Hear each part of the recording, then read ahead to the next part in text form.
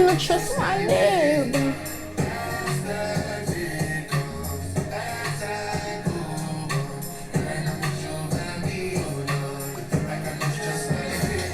Bank on It de Burna Boy, de son nouvel album. J'arrête pas de l'écouter matin, midi, soir. Je l'écoute tout matin, midi, soir. Je l'écoute, je l'adore. Franchement, Burna Boy, big shout out to you. J'espère qu'un jour tu vas voir cette vidéo. If it happens that you see my video, I just want to say that I'm a big fan and just keep going with the music that you're doing. You're educating us while we're dancing on your songs. So keep on doing this great job. Bonjour la famille, bonjour les amis, bon retour sur ma chaîne YouTube. Aujourd'hui, c'est ma toute première story time.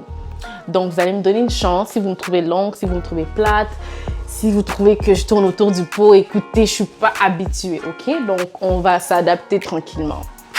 Donc, avant de commencer cette story time, si c'est ta première fois ici, je vais te demander de t'abonner, d'activer la sonnette de notification pour ne pas rater mes prochaines vidéos et surtout de me laisser un pouce bleu en guise de soutien. Donc, sans plus tarder, on va tout de suite commencer cette story time que je n'ai jamais racontée à qui que ce soit, même pas ma meilleure amie.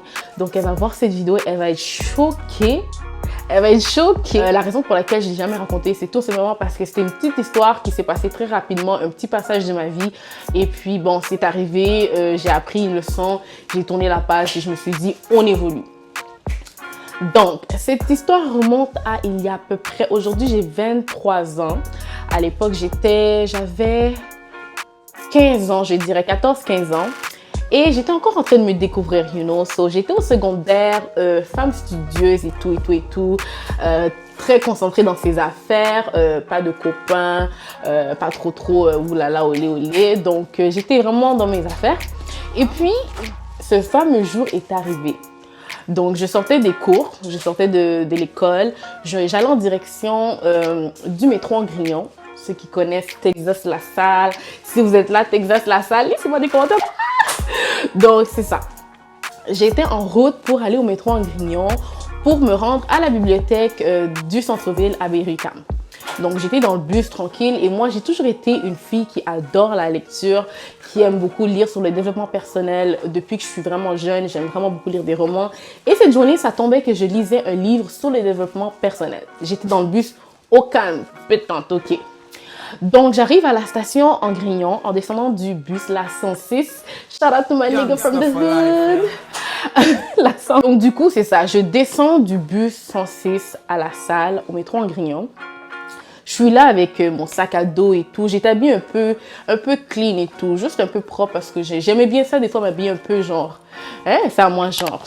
Donc, cette fois-là, ça tombait que j'étais habillée comme ça. Et puis, j'avais mon sac à dos, j'avais mon livre et tout. Je descendais du bus. Et un tonton qui m'accoste. Un monsieur comme ça qui m'accoste. Il me dit, hey, salut toi, tu vas où comme ça? Là, je dis, oh, je m'en vais à la bibliothèque et tout. Là, il me dit, ok, tu vas faire quoi à la bibliothèque? Là, je dis, oh, ben, je m'en vais juste réviser, lire un peu et tout. Et puis, il me dit, tu sais quoi, je vois quelque chose en toi. Là, je suis comme, oh, déjà, je te connais pas, frère. On s'est jamais vu. Je te connais pas. On se connaît pas. Il me dit, je vois quelque chose en toi, je vois une grande dame et je vois une femme qui va changer le monde, une femme d'influence. Je vois vraiment une femme qui a du potentiel en toi. En fait, tu as une lumière, tu as une étoile vraiment magnifique et j'ai quelque chose à te proposer. Donc, moi, ok, j'étais une gosse, j'étais une gamine et tout. Je suis là, je suis comme, oh, ok, fine. Donc, la loi d'attraction fonctionne et tout. Je suis en train de lire des livres, je suis dans un momentum. Donc, du coup, je me dis, ah, ben, c'est sûrement le fait que, bon, tu vois, je lis des livres et tout. Je marche d'une certaine façon. Pour moi, c'était genre, ah, ok. Donc, du coup, je fais, oh, ok, c'est bizarre.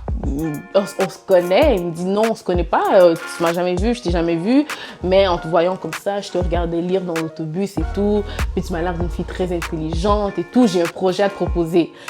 Et moi, ok, à l'intérieur de moi, j'ai toujours voulu aller en business, j'ai toujours voulu entreprendre, j'ai toujours voulu, tu vois, tout ce tralala, you know? C'était comme mon appât, ok? So, il me dit ça, le monsieur me dit ça et je suis comme, ah, ok, we never know. Moi, j'avais aucun soupçon. j'avais aucun doute. Pour moi, c'était genre, why not? J'ai eu aucun réflexe, aucune mauvaise pensée. Je me suis dit, you know. Donc, c'est bon, je lui dis, OK, c'est quoi le projet? Il me dit, oh non, il faut qu'on développe. Je peux pas te dire ça juste comme ça. En plus, tu es pressé, je suis pressée. Alors, prends mon numéro, je prends ton numéro. Je donne mon numéro. Donc, du coup, je lui ai donné mon numéro. Et bon, on a commencé à s'échanger. Il m'a demandé, bon, donne-moi ton adresse email, je vais t'envoyer une présentation du projet. Good. So, moi, je continue ma journée. Ciao, ciao, monsieur. Donc, arrivé à la bibliothèque, je fais mes affaires et puis je reçois son texto. Donne-moi ton courriel, nanana, ok, c'est bon, je lui donne mon courriel. Et on commence à s'échanger par courriel et non par texto. Donc, il commence à me poser un peu des questions. Donc, ouais, qu'est-ce que tu fais dans la vie? C'est quoi tes ambitions? Et moi, pour moi, c'était une opportunité. Donc, du coup, je me suis dit, ben ouais, je lui raconte. Et puis, on sait jamais c'est quoi l'opportunité. So, j'ai commencé à lui expliquer un peu ce que je faisais. Ben, j'étais juste au secondaire, je joue au basket. J'ai des ambitions, j'ai des rêves. J'aime beaucoup la lecture, j'aime le développement personnel, les affaires, l'immobilier. Tac, tac, tac, tac, tac. C'est bon, tu vois, je me vends et tout. Pour moi, c'est une affaire sérieuse. So, du coup, c'est ça, on s'écrit, on s'échange par courriel et puis il vient jamais à me dire c'est quoi le putain de projet. Je lui demande, mais c'est quoi sinon vous de votre côté, qu'est-ce que vous faites? Il me parle de transport, de véhicules, de vendre des trucs en Afrique et tout. Il me dit que c'est un entrepreneur, qu'il a une entreprise, qu'il a une fille aussi, qu'il est divorcé. Ok, déjà là, c'est un red flag, you know. Je suis comme, ok, t'as une fille, puis genre, tu t'arrêtes parler à une petite gosse pour genre, en tout cas, bref. C'est pas grave. So, c'est comme ça. On continue à s'échanger par courriel. Pas trop de messages, mais tu vois, bon, moi, c'est plus genre, c'était une opportunité, donc je dois faire bonne impression. J'écris bien, je fais attention à tout ce que j'écris et tout. Là, bon, il me dit, bon, ok, pour mon projet et tout, j'ai besoin qu'on se rencontre, j'ai besoin qu'on échange face à face. Déjà, on s'est vu face à face, tu m'as rien dit. T'as voulu mon courriel et tout, mon téléphone. C'est bon, on a échangé. Arrivé maintenant par texto, courriel, on s'écrit. Puis, maintenant, tu veux qu'on se revoie. Je suis comme, en tout cas, bref. Là, j'ai dit, ben, vous voulez qu'on peut échanger par courriel? Non, c'était pas ça le but de s'échanger nos courriels. Et puis, il me dit, ouais, mais tu vois, c'est un projet. Et puis, je veux te présenter ma fille. Vous allez faire affaire ensemble. Là, je suis comme, ok, c'est bon. Ta fille, elle a quel âge? Je lui ai demandé, votre fille, elle a quel âge? Moi, à l'époque, déjà, j'avais 14-15 ans. Donc, j'avais 14 vers mes 15 ans. Il me dit que sa fille a 20 ans. Je me dis, ok, fine, c'est good, you know. C'est bon, on va s'entendre. Donc, je lui dis, ok, c'est bon, mais est-ce que je peux parler à votre fille d'abord au téléphone? Est-ce que je peux échanger avec elle et tout, connecter? Et puis, il me dit, non, je préfère vraiment que vous vous rencontriez face à face et tout. Je pense que ça va mieux passer si tu rencontres ma fille face à face. Another red flag. Je me suis dit, fine, ok, c'est bon. Mais à l'intérieur de moi, j'avais comme un petit soupçon qui me disait que non, vas-y pas. Continue à échanger par courriel et insiste que tout se fasse par courriel ou seulement par téléphone. Donc, c'est bon. On continue à discuter et tout. Et puis, on se disait pas grand-chose. Pour de vrai, il me posait des questions tellement bizarres. Genre, tu fais quoi aujourd'hui?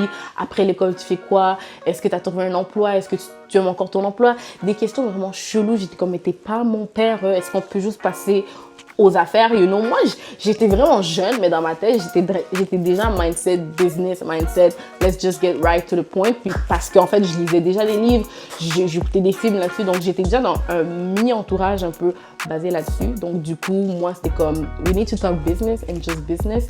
Mais je voyais qu'il voulait aller un peu ailleurs sans toutefois que je parle à sa fille au téléphone. Donc, second red flag. On continue les échanges. Et à un moment donné, il me dit, ok, je trouve que c'est long avant qu'on puisse prendre rendez-vous. Alors, tu sais quoi, je vais venir te chercher après l'école et puis on va aller prendre un verre.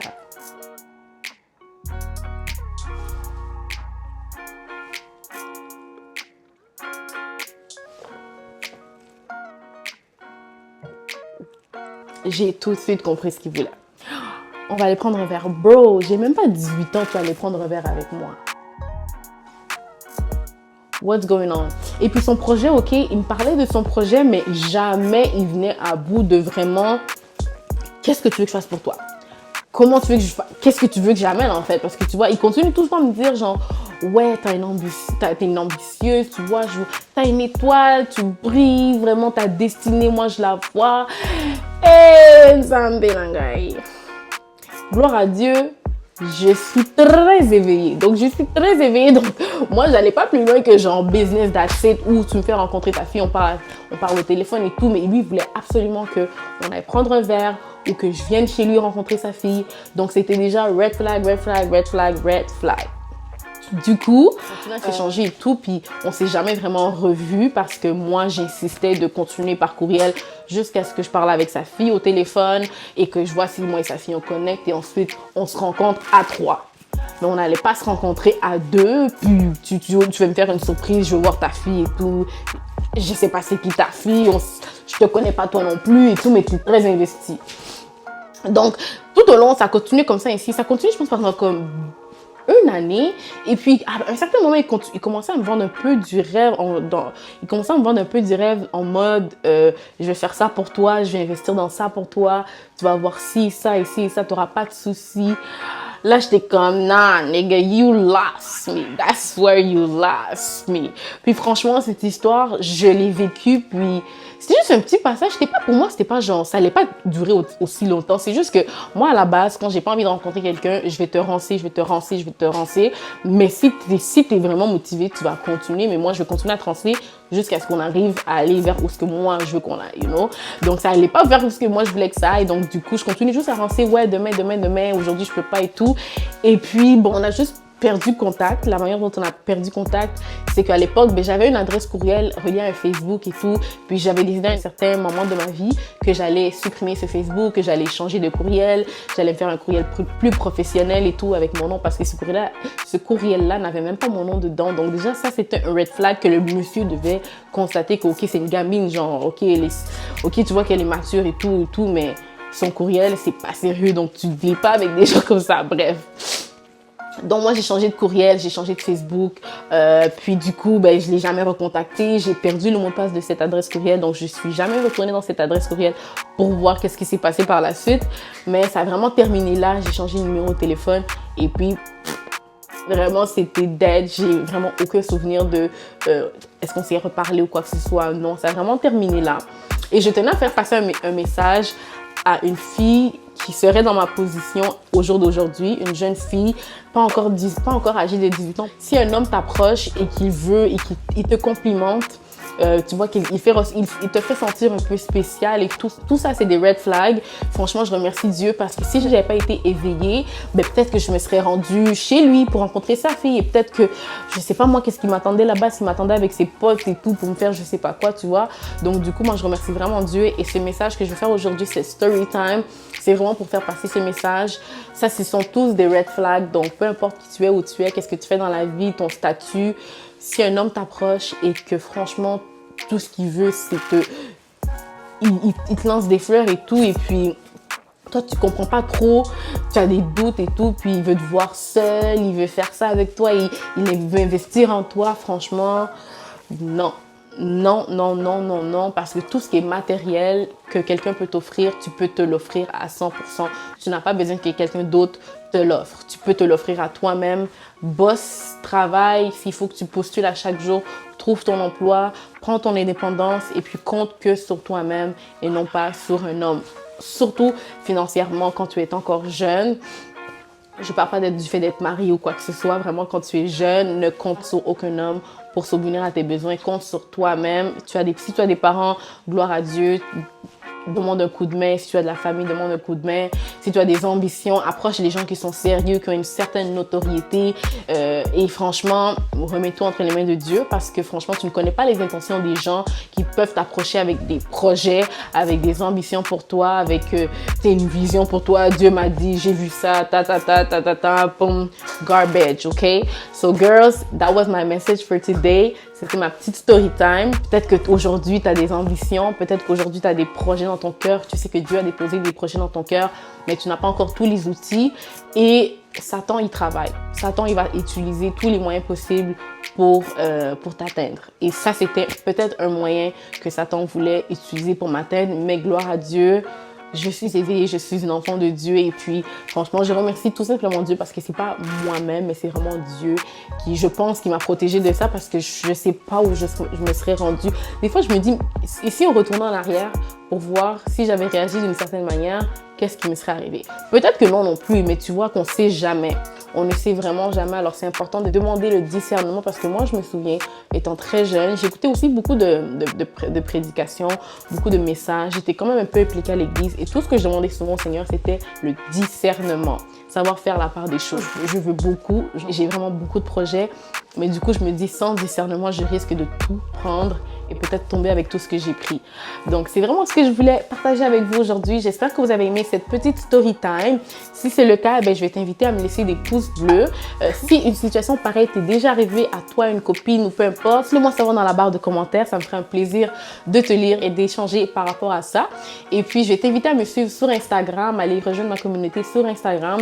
Je réponds à tout le monde au maximum, du mieux que je peux. J'aime connecter avec vous. J'aime savoir qui sont mes téléspectateurs sur YouTube et pouvoir échanger avec vous. Donc, c'est tout pour la vidéo d'aujourd'hui. On va se revoir dans une prochaine vidéo. Et si tu as aimé cette story time et que tu aimerais que j'en fasse d'autres, tu me laisses savoir en commentaire aussi. Ciao!